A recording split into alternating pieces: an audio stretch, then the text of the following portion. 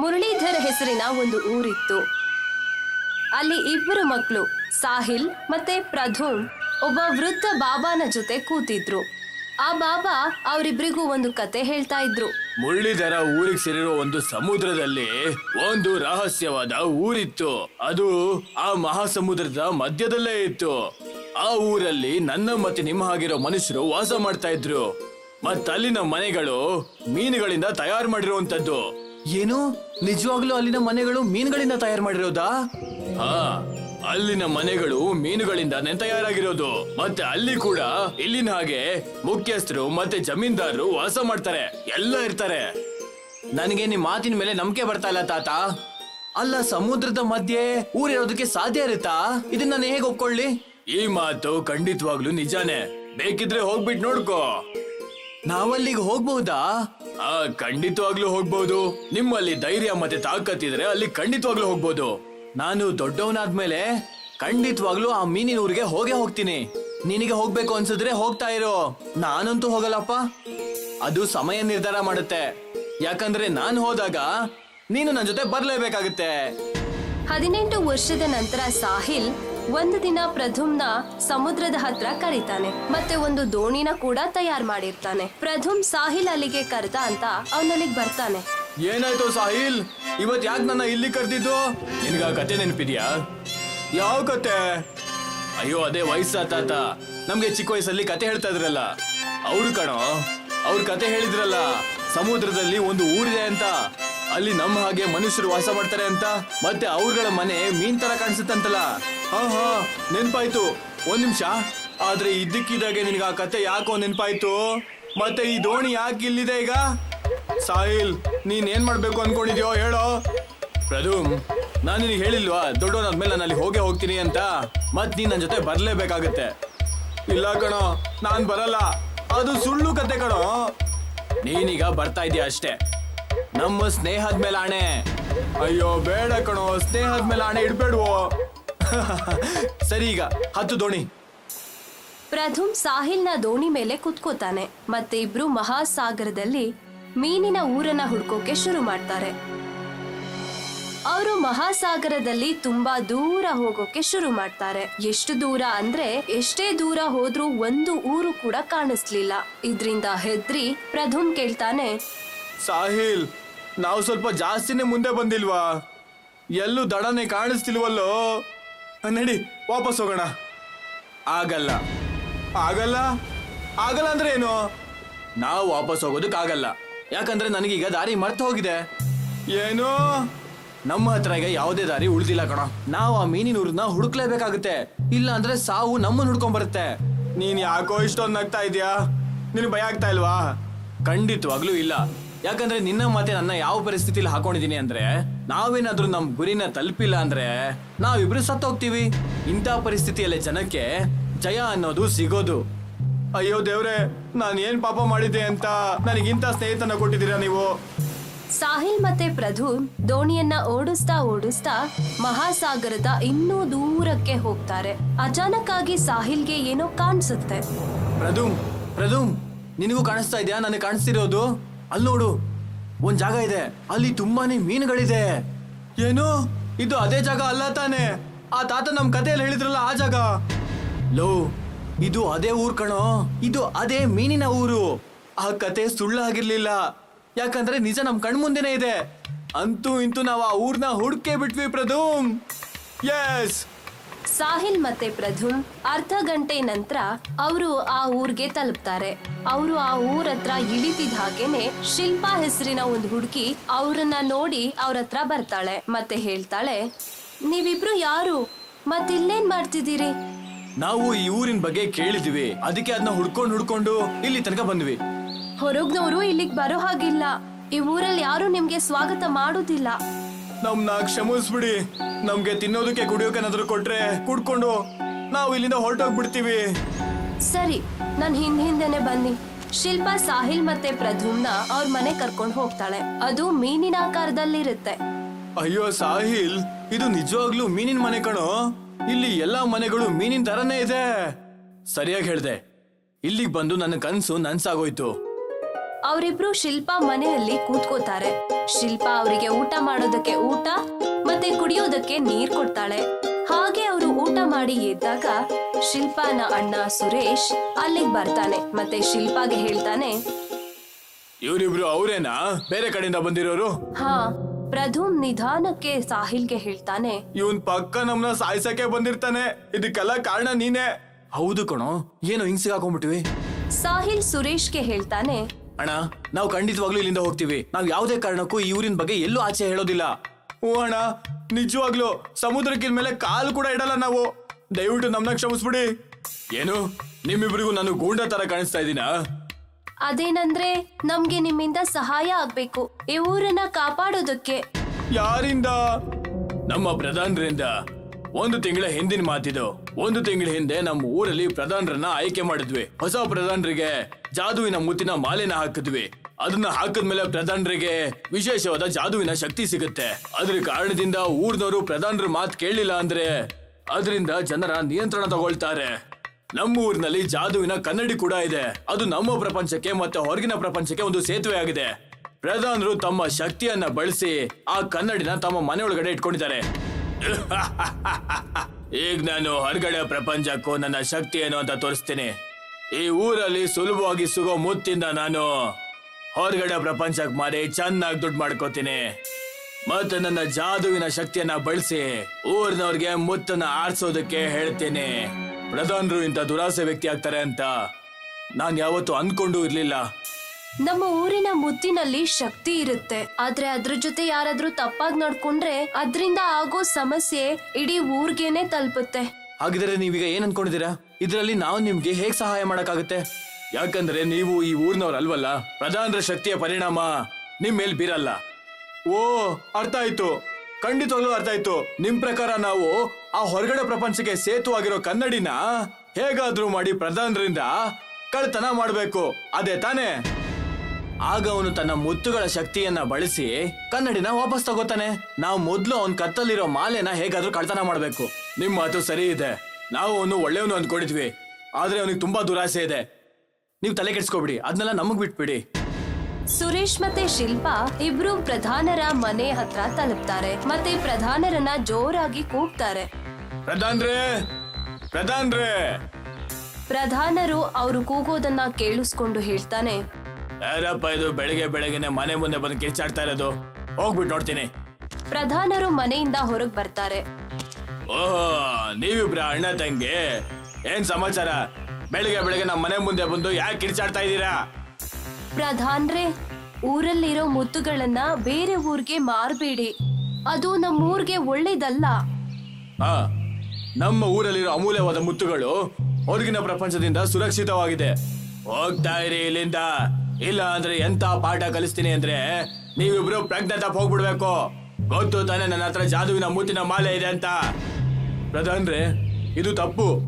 ಸಾಹಿಲ್ ಮತ್ತೆ ಪ್ರಧುಮ್ ಗೊತ್ತಾಗದ ಹಾಗೆ ಪ್ರಧಾನರ ಮನೆಗೆ ಬರ್ತಾರೆ. ಸುರೇಶ್ ಮತ್ತೆ ಶಿಲ್ಪಾ ಅಲ್ಲಿ ಕೇವಲ ಪ್ರಧಾನರ ಗಮನ ಸೆಳೆಯೋದಕ್ಕೆ ಬಂದಿರ್ತಾರೆ. ಪ್ರಧಾನರು ಇನ್ನೊಂದ್ ಕಡೆ ಅವರ ಕೈಯನ್ನ ಚಾಚ್ತಾರೆ ಮತ್ತೆ ಶಿಲ್ಪಾ ಮತ್ತೆ ಸುರೇಶ್ಗೆ ಹೇಳ್ತಾರೆ, ನೀವಿಬ್ರು ಈಗಿಂದ ಈಗ್ಲೇ ಮೂರ್ತಿಗಳ ಹಾಗೆ ಬದಲಾಗಿ. ಪ್ರಧಾನರು ಹೀಗ್ ಹೇಳ್ತಿದ್ದ ಹಾಗೇನೆ ಇಬ್ರು ಒಂದೇ ಕಡೆ ಕಂಬದ ಹಾಗೆ ನಿಂತ್ಕೋತಾರೆ. ಮತ್ತೊಂದ್ ಕಡೆ ಸಾಹಿಲ್ ಮತ್ತೆ ಪ್ರಧುಮ್ ಆ ಕನ್ನಡಿಯನ್ನ ಹುಡುಕ್ತಾ ಇರ್ತಾರೆ. ಅಯ್ಯೋ, ಪ್ರಧಾನರು ಆ ಕನ್ನಡಿನ ಎಲ್ಲಿಟ್ಟಿರ್ಬೋದು ಗೊತ್ತಿಲ್ಲ. ಆದ್ರೆ ಬೇಗ ಹುಡ್ಕೋ, ಇಲ್ಲ ಅಂದ್ರೆ ಅವನು ನಮ್ಗಳನ್ನ ಕೂಡ ಕಂಬಗಳ ತರ ಮಾಡ್ಬಿಡ್ತಾನೆ. ಅವನ ಜಾದು ಬಹುಶಃ ನಮ್ಮ ಮೇಲೆ ಕೆಲಸ ಮಾಡಲ್ಲ ಅನ್ಸುತ್ತೆ.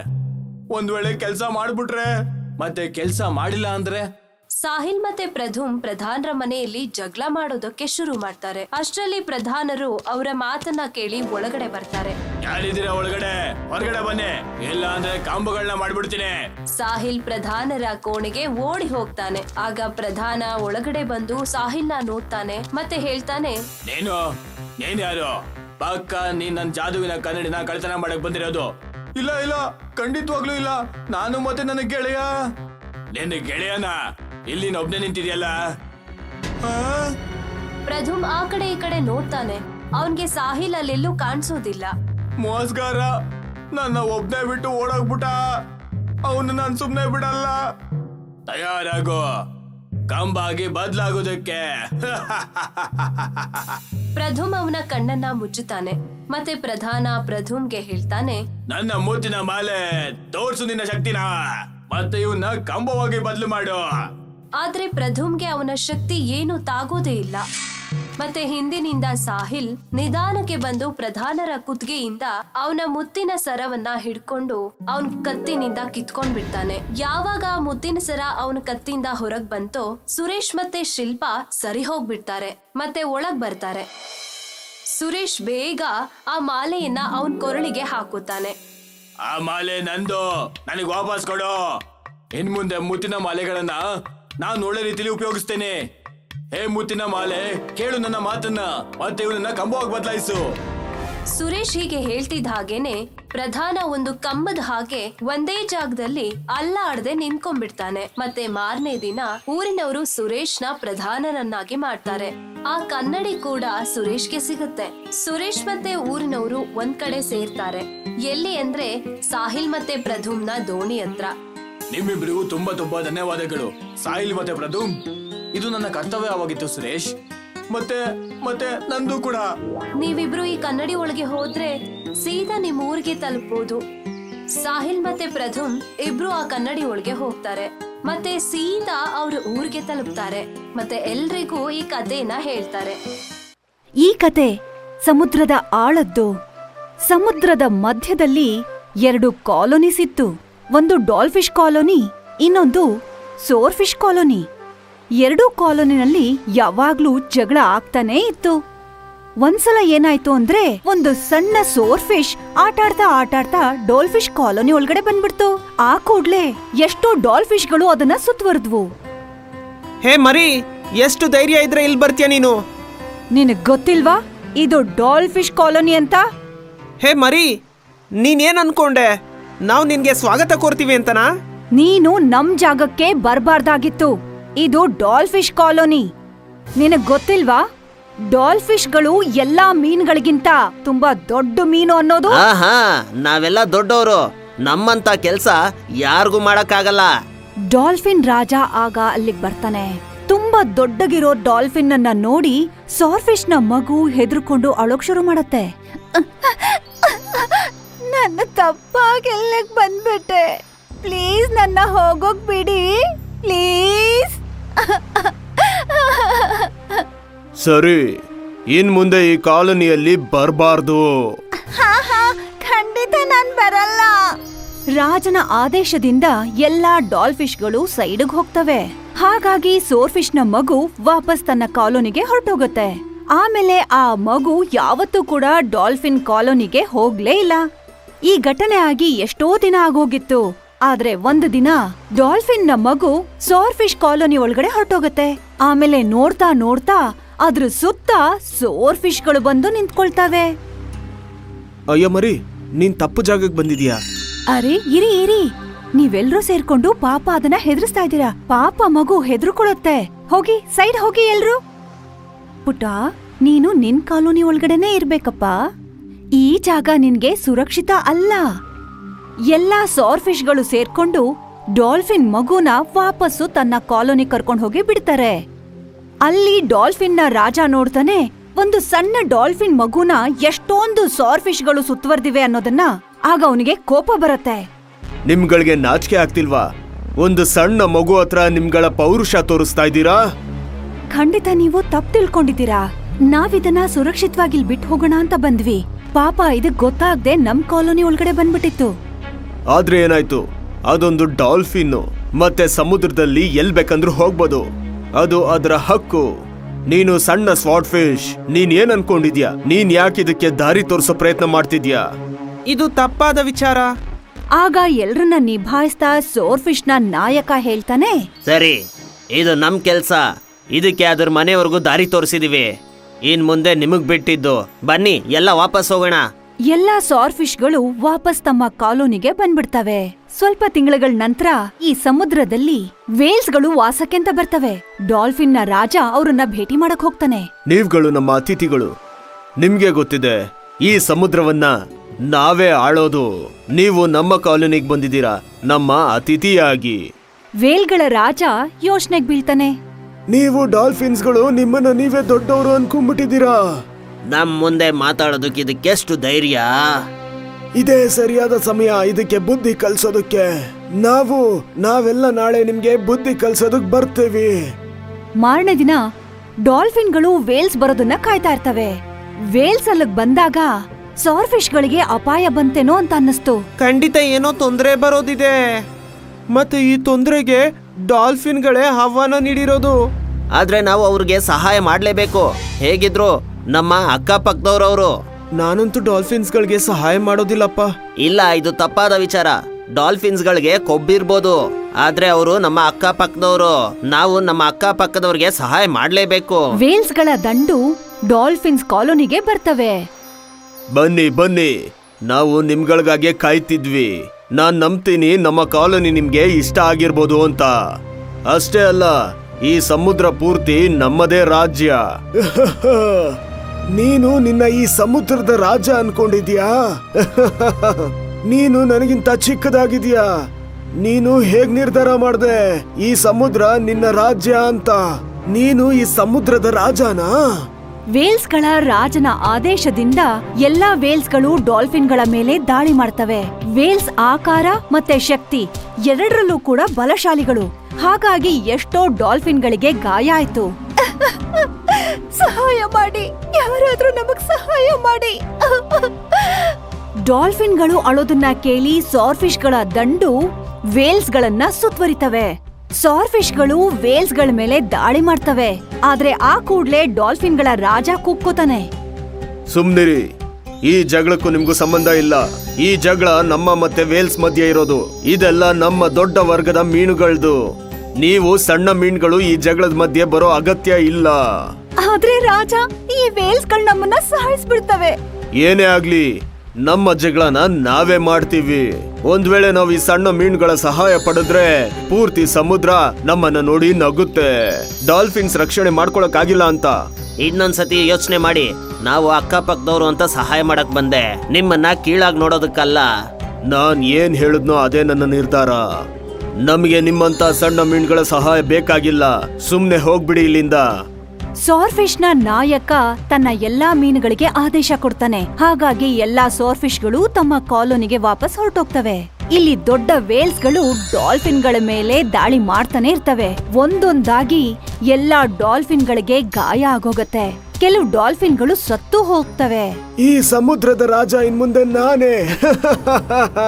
ವೇಲ್ಸ್ಗಳು ಡಾಲ್ಫಿನ್ ಕಾಲೋನಿನ ಹಾಳ್ ಮಾಡಿ ಹಾಕ್ತವೆ. ಆಮೇಲೆ ಅಲ್ಲಿಂದ ಹೊರಟೋಗ್ತವೆ. ಡಾಲ್ಫಿನ್ ರಾಜ ಉಳ್ದಿರೋದಿಲ್ಲ. ಎಷ್ಟೋ ಡಾಲ್ಫಿನ್ಗಳಿಗೆ ಗಾಯ ಆಗಿರತ್ತೆ. ಆಮೇಲೆ ಆ ಡಾಲ್ಫಿನ್ಗಳ ಅಹಂಕಾರ ಮುರ್ದ್ ಹೋಗತ್ತೆ. ಈ ಕತೆ ನಮಗೇನ್ ಹೇಳ್ಕೊಡತ್ತೆ ಅಂದ್ರೆ, ಯಾರ್ದೇ ಅಹಂಕಾರ ಆದ್ರೂ ಖಂಡಿತ ಅದು ಉಳಿಯಲ್ಲ ಅಂತ. ಆ ಅಹಂಕಾರ ಡಾಲ್ಫಿನ್ದಾಗಿರ್ಬೋದು ಅಥವಾ ರಾವಣಂದಾಗಿರ್ಬಹುದು. ಈ ಕತೆ ರೂಬಿ ಮತ್ತು ರಾಬಿನ್ನದ್ದು. ರೂಬಿ ಸಮುದ್ರದ ರಾಜಕುಮಾರಿ. ಚಂಚಲೆ ರೂಬಿ ಸಮುದ್ರದ ಎಲ್ಲಾ ಮೀನುಗಳ ಜೊತೆ ಈಜಾಡ್ತಾ ಇದ್ಲು.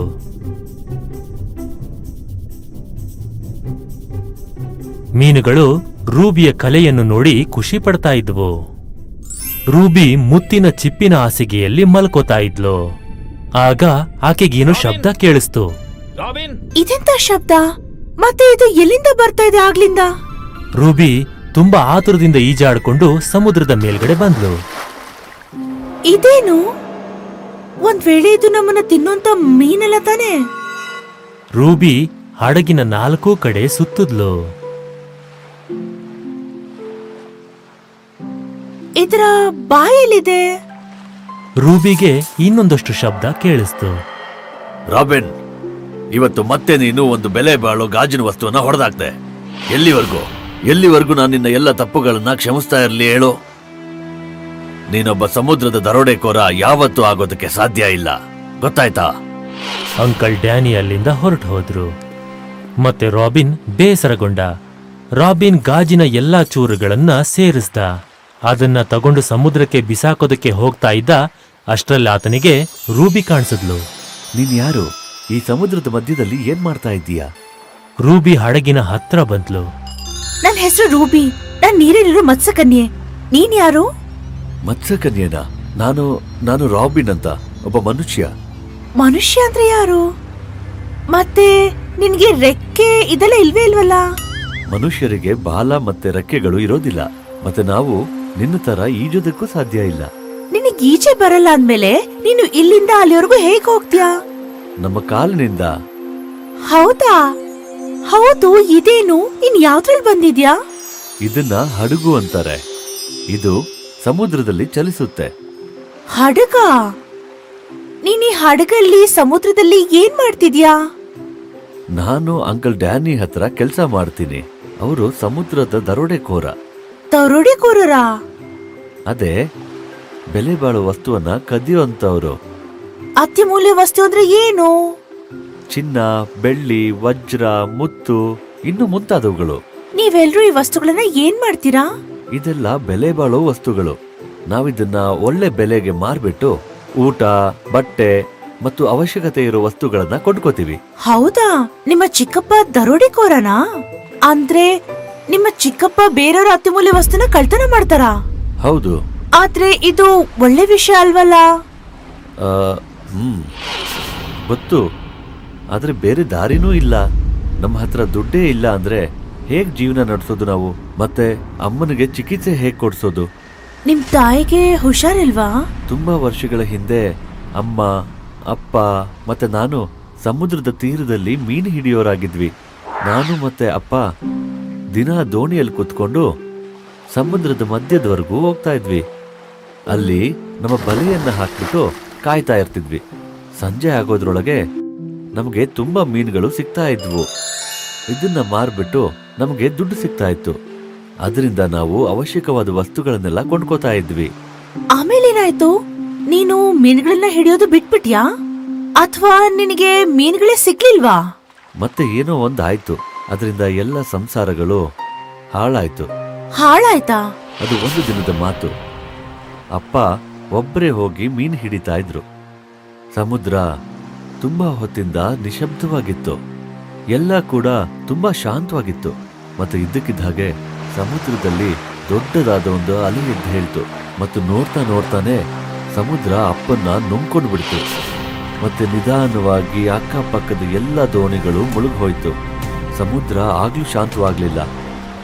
ಅದರಲ್ಲಿ ಇನ್ನೂ ದೊಡ್ಡ ಅಲೆಗಳು ಬಂತು. ಮತ್ತದು ಹಳ್ಳಿಯಲ್ಲಿದ್ದ ಎಲ್ಲ ಮನೆಗಳನ್ನು ಮುಳುಗಿಸ್ಬಿಡ್ತು. ಲೆಕ್ಕ ಹಾಕಕ್ಕಾಗದೇ ಇರೋಷ್ಟು ಜನ ಸುನಾಮಿಯ ಅಲೆಗಳಲ್ಲಿ ಸತ್ತು ಹೋದ್ರು ಮತ್ತು ಸುಮಾರು ಜನ ಗಾಯಗೊಂಡ್ರು. ಮತ್ತೆ ನನ್ನ ಅಮ್ಮ ಇದೇ ಸುನಾಮಿ ಅಲೆಯಿಂದ ಗಾಯಗೊಂಡ್ಲು. ನಮ್ಮದೆಲ್ಲದನ್ನು ಸಮುದ್ರ ಲೂಟಿ ಮಾಡ್ತು. ನನ್ನ ಅಪ್ಪ, ನನ್ನ ಮನೆ, ಎಲ್ಲದನ್ನು. ಈಗ ಬರೀ ನಾನು ಮತ್ತೆ ನನ್ನ ಅಮ್ಮ ಉಳ್ಕೊಂಡಿದ್ದೀವಿ. ಮತ್ತೆ ಅವ್ರ ಚಿಕಿತ್ಸೆಗೋಸ್ಕರನೇ ನನಗೆ ಹಣ ಬೇಕಾಗಿದೆ. ಅದರಿಂದ ನಾನು ಅವ್ರಿಗೆ ಚಿಕಿತ್ಸೆ ಮಾಡಿಸ್ಬೇಕು. ಅತ್ಯಮೂಲ್ಯ ವಸ್ತುವಿಂದ ನಿನಗೆ ದುಡ್ಡು ಸಿಗುತ್ತಾ? ಹೌದು, ಅದಕ್ಕೆ ನಾನು ದರೋಡೆಕೋರ ಆಗ್ತಾ ಇರೋದು. ಆಗ ನಾನು ಬೆಲೆ ಬಾಳೋ ವಸ್ತುಗಳನ್ನ ಲೂಟಿ ಮಾಡಿ ನಮ್ಮ ಅಮ್ಮನಿಗೆ ಚಿಕಿತ್ಸೆ ಕೊಡಿಸಬಹುದು. ರಾಬಿನ್, ನೀನೊಬ್ಬ ಒಳ್ಳೆ ಮನುಷ್ಯ.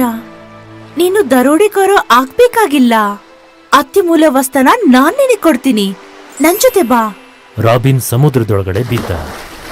ರೂಬಿ ರಾಬಿನ್ನ ಕೈ ಹಿಡ್ಕೊಂಡು ಜೊತೆಯಲ್ಲೇ ಈಜಾಡ್ತಾ ಹೋದ್ರು. ರೂಬಿ ರಾಬಿನ್ನ ಜೊತೆ ಸಮುದ್ರದ ಕೆಳಭಾಗಕ್ಕೆ ಕರ್ಕೊಂಡು ಹೋದ್ಲು. ಅಲ್ಲೋಡು, ನಿನ್ನ ಅತ್ಯಮೂಲ್ಯ ವಸ್ತುಗಳು. ಇಷ್ಟೊಂದೆಲ್ಲ ನಿಧಿ ಇದೆಯಾ? ರಾಬಿನ್ ಮತ್ತೆ ರೂಬಿ ಒಡವೆಗಳ ಒಂದು ಪೆಟ್ಟಿಗೆಯನ್ನ ಎತ್ಕೊಂಡು ವಾಪಸ್ ಮೇಲ್ಗಡೆ ಹೋದ್ರು.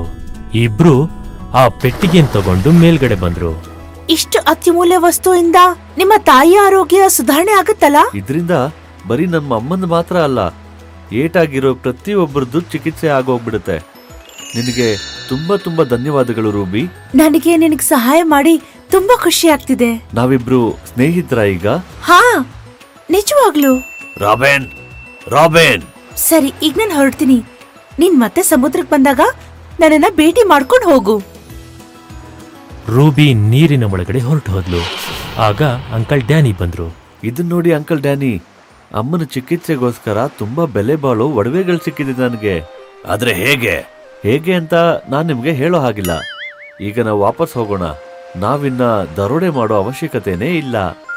ಅಂಕಲ್ ಡ್ಯಾನಿ ಮತ್ತೆ ಹಡಗನ್ನ ತಿರುಗಿಸ್ತಾ ತಮ್ಮ ಊರಿಗೆ ಹೊರಟ್ರು. ರಾಬಿನ ತನ್ನ ತಾಯಿಗೆ ಚಿಕಿತ್ಸೆ ಕೊಡಿಸ್ತಾ ಮತ್ತೆ ಉಳಿದ ಚಿನ್ನವನ್ನ ಬಡವರಿಗೆ ಹಂಚಿಬಿಟ್ಟ. ಈ ರೀತಿ ರಾಬಿನ್ ದರೋಡೆಕೋರ ಆಗೋದನ್ನ ರೂಬಿ ತಪ್ಪಿಸಿದ್ಲು. ಮತ್ತೆ ನಮ್ಮ ರೂಬಿ ಇನ್ನೂ ತನ್ನ ತುಂಟತನದಲ್ಲೇ ಮುಳುಗೋಗಿದ್ಲು.